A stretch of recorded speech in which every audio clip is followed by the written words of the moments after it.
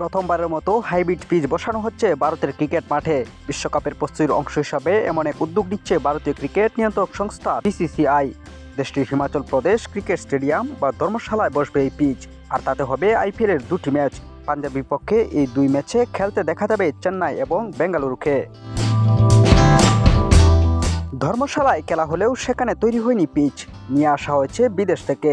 সেই পিচেই খেলতে নামবেন বিরাট কোহলি, মহেন্দ্র সিং ধোনিরা। আইপিএলের প্রথমবার এই ঘটনা ঘটতে যাচ্ছে মে মাসের শুরুতে। তবে যতদিন এই পিচ বসবে তার আগেই মুস্তাফিজুর রহমান দেশে ফিরবেন। হাইব্রিড পিচ খেলার অভিজ্ঞতা তাই হচ্ছে না পিচের জন্য।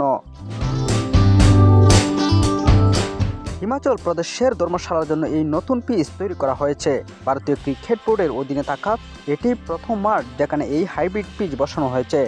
সংবাদ সংস্থা পিটিআইকে হিমাচল প্রদেশ ক্রিকেট সংস্থার এক কর্মকর্তা বলেন, হাইব্রিড পিচ পুরো তৈরি, সেখানেই আইপিএলের দুটি ম্যাচ হবে।